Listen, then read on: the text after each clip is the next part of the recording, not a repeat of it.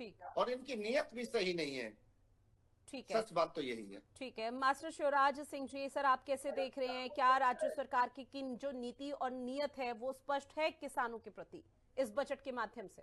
नहीं, बजट सुनने में अच्छा लग रहा है, लेकिन सबसे बड़ी समस्या यह है कि उत्तर प्रदेश में ब्यूरोक्रेसी बहुत हावी है। हम 8 महीने से एक्सप्रेसवे के आवासीय प्लॉट को लेकर के गौतम बुद्ध नगर में धरना दे रहे हैं। यमुना विकास प्राधिकरण का जो सीईओ है, मुख्य कार्यपालक अधिकारी, सुनने को तैयार नहीं।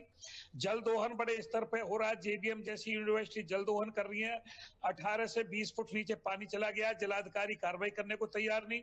सोनभद्र में चकबंदी के भ्रष्टाचार को लेकर के 9 महीने से धरना चल रहा है, वहां का जिलाधिकारी बात करने को तैयार नहीं।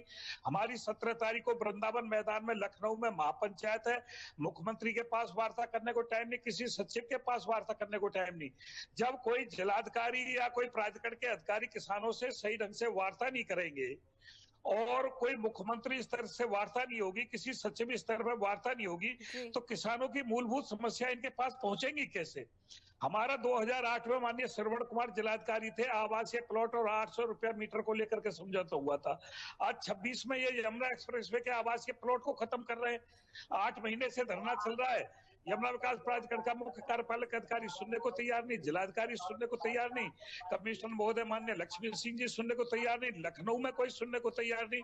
इन्हीं सभी बातों को लेकर 17 तारीख को लखनऊ में हम पंचायत करेंगे। आवारा पशुओं की इतनी समस्या है, हमने कहा था कृषि सुरक्षा दल का गठन कर दो, कृषि सुरक्षा दल का गठन करने को ये तैयार नहीं। आयुष्मान कार्ड योजना अच्छी थी, लेकिन ना सभी अस्पतालों पर लागू है, ना सभी बीमारियों पर लागू है, और जिनको आयुष्मान कार्ड बन गए उनको सस्पेंशन में करके, संदिग्ध में करके उनको बंद और कर रही है। शिक्षा और स्वास्थ्य, बिल्कुल देश में सरकारी शिक्षा स्वास्थ्य खत्म हो गई है, जो गरीब आदमी की पहुंच से दूर हो गई है। ना सरकारी अस्पतालों में शिक्षा है, ना सरकारी अस्पतालों में स्वास्थ्य है। मवेशी अस्पताल है, किसी भी जिले में मवेशी अस्पताल नहीं है। मवेशियों में कोई रोग होता है तो उनके लिए डॉक्टर नहीं, दवाई नहीं।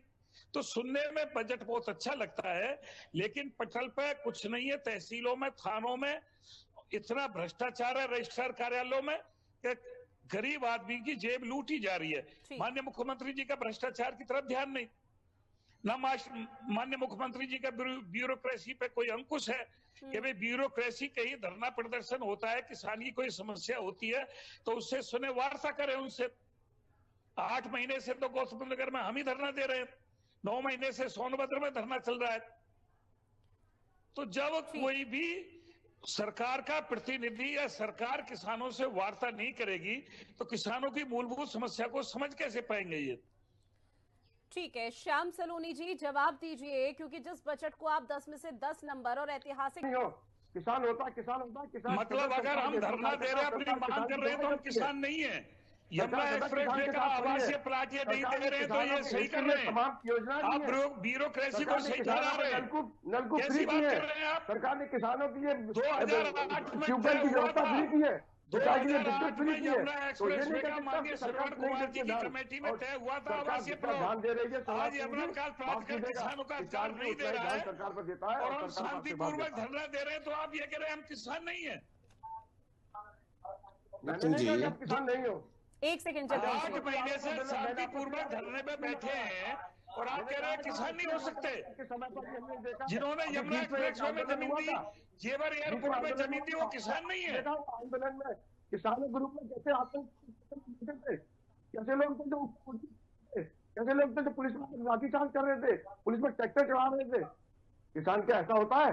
आप किसान, आप बता दीजिए, आप किसी हत्या कर सकते हो? यमुना एक्सप्रेसवे में अपनी जमीन दी, आप जिन्होंने जमीन दे रखी है वो किसान नहीं है। जिन्होंने जेवर एयरपोर्ट में जमीन दे रखी है वो किसान नहीं है। आप किसान नहीं मानते उनको जो अपनी जमीन अधिग्रहण हो गई। लेकिन किसान के देश में किसान को मूर्ख नहीं माना सकता। देश में आकर के यदि कोई लुटेरे रह जाएंगे तो लुटेरों की बात को नहीं माना जाएगा, तो किसी कीमत पर नहीं माना जाएगा।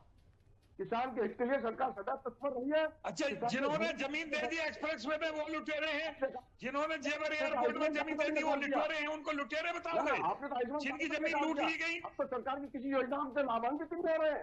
यदि आपकी बात को मान ली जाए, आपके हिसाब से तो सरकार ने कोई योजना की है किसानों के लिए, आम जनता के लिए? ठीक है श्याम सलोनी जी, जहां पर आपको आश्वासन देना चाहिए कि अगर इस तरह का कुछ भी हो रहा है मैटर, तो वहां पर आप लोगों को